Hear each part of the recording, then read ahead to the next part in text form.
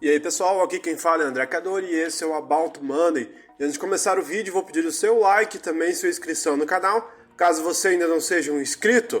E nesse vídeo vou trazer uma lista diferente, não vai ser uma lista de ações, não vai ser uma lista de posições de fundos, mas sim vai ser uma lista das maiores quedas históricas da Bolsa de Valores quando se trata apenas de um dia.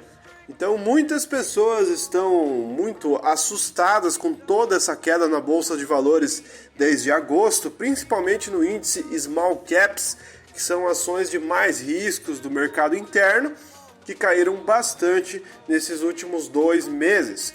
E se a gente falar ali em março desse ano, a gente teve quedas muito fortes também, sem falar no coronavírus, quando aconteceu, que a gente teve quedas consecutivas, onde teve recorde de circuit breakers seguidos. Foram 6 circuit breakers seguidos, acho que se não me engano 5 em uma semana e 1 na outra semana. Então é alguma coisa muito difícil de acreditar que poderia acontecer. Só que mesmo essas quedas tendo sido violentas, algumas pessoas acham que elas foram as piores da história. Mal fazem ideia que a gente teve quedas piores. Não teve circuit breakers seguidos como foi com o coronavírus, mas a gente já teve quedas muito piores, muito mais violentas e com problemas muito mais graves do que aquilo que a gente está vivendo hoje em dia.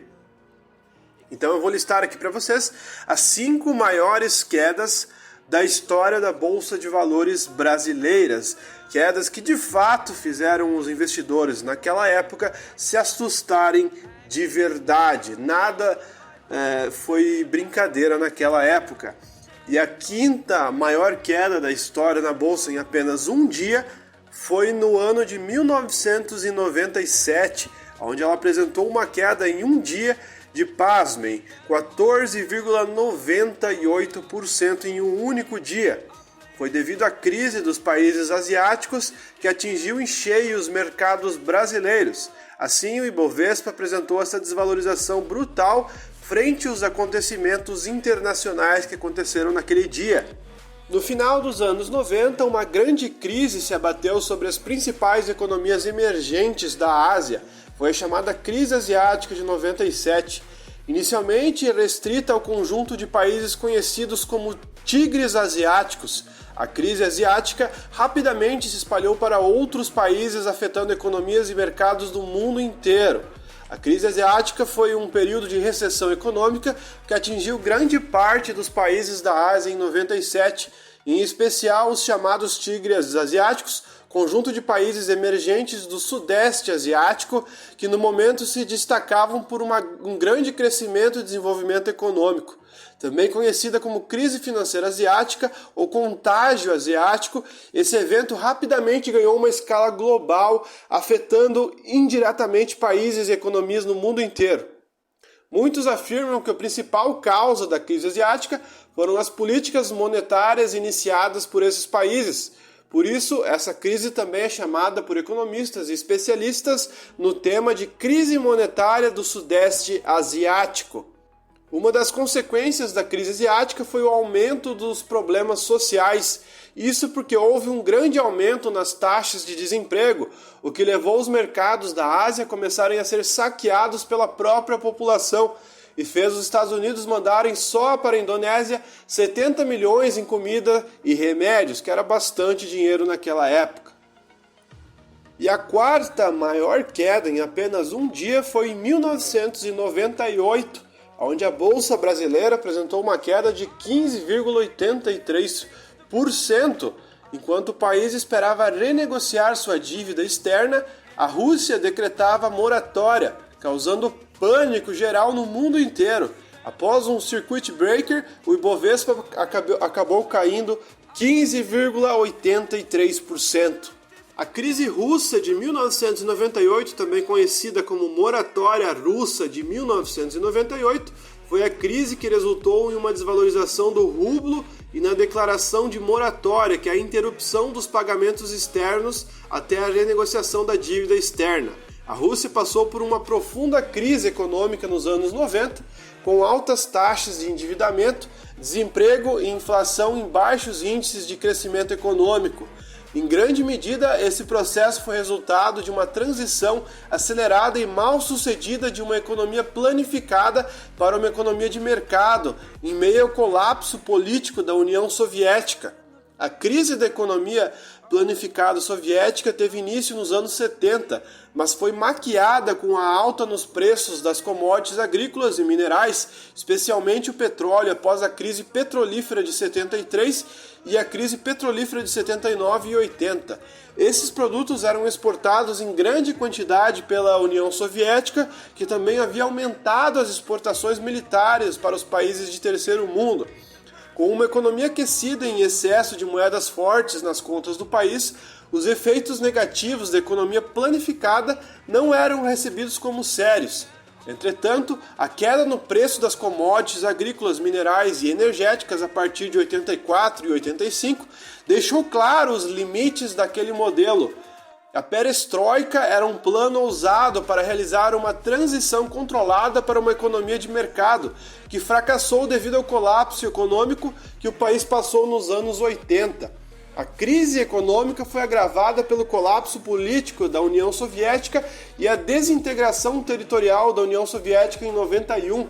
A partir de 92, a Rússia procura implementar uma política de choque econômico em direção ao capitalismo de mercado, que foi desastrosa, pois nem conseguiu reestruturar os setores produtivos tradicionais nem implementar outros novos.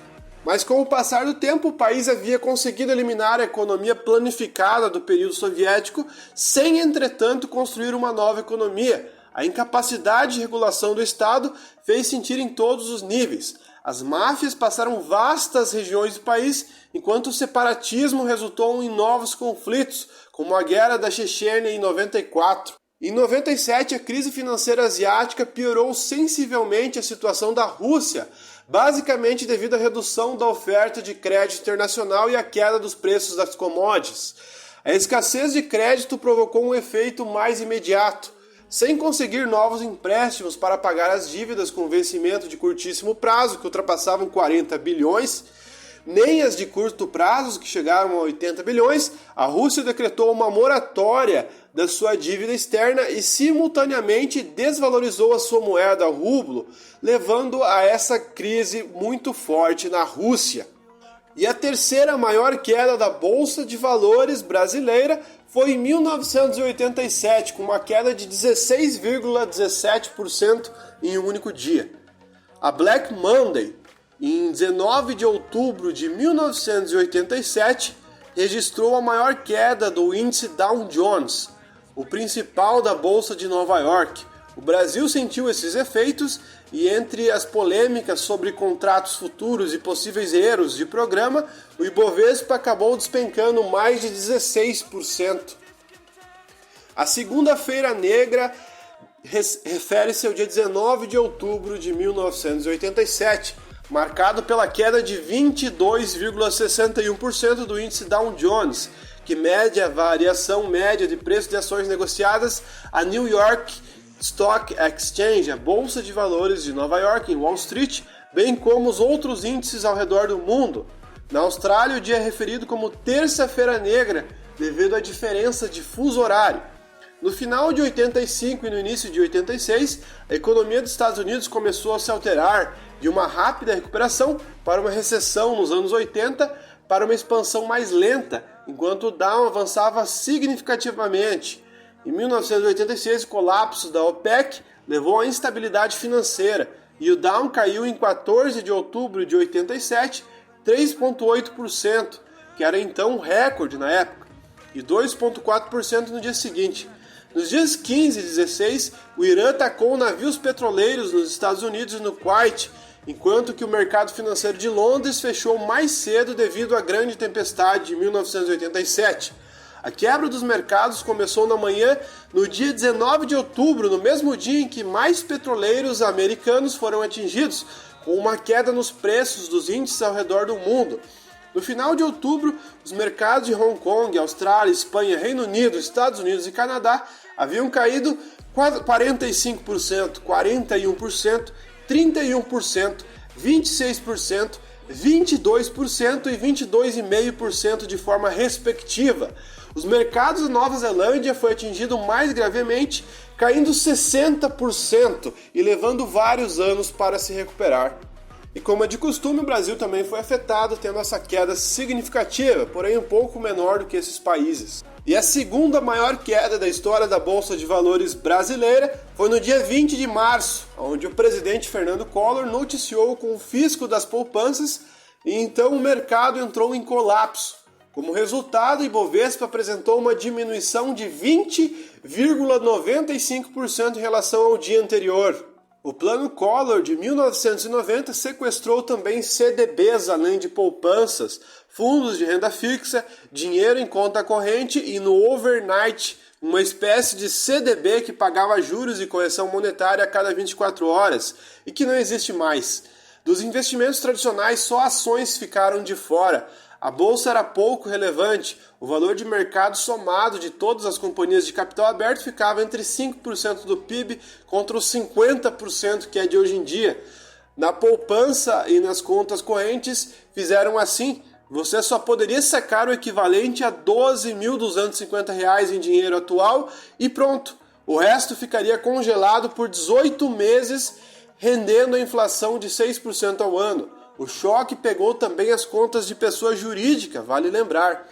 O governo Collor fez isso no dia 16 de março de 1990 como uma tentativa atabalhoada de frear a inflação.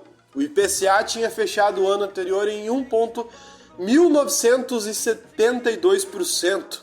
E em fevereiro, o mês anterior ao anúncio do confisco, os preços tinham quase dobrado em 4 semanas. Para matar a inflação, tira-se dinheiro de circulação. Hoje, governos fazem isso subindo juros e segurando gastos públicos.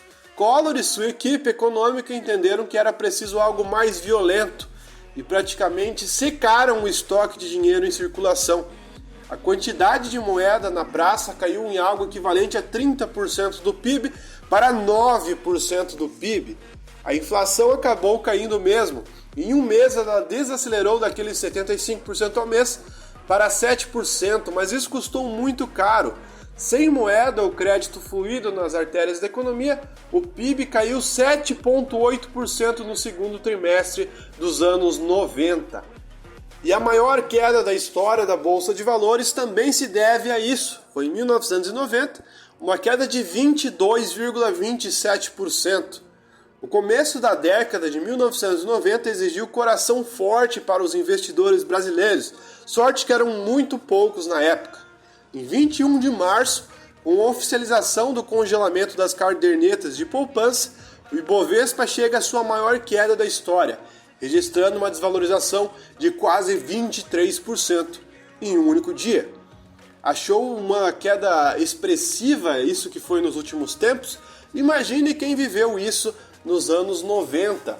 A desvalorização foi brutal e várias empresas ficaram pelo caminho. Agora quem conseguiu aproveitar e investir nesse exato momento se beneficiou, mas muitas pessoas estavam com o dinheiro travado e não conseguiam nem sequer fazer alguma operação nesse momento. Mas enfim, pessoal, o vídeo foi esse, espero que vocês tenham gostado. Se você gostou, deixe seu like. Se você não é inscrito no canal, se inscreva. Muito obrigado e até o próximo vídeo.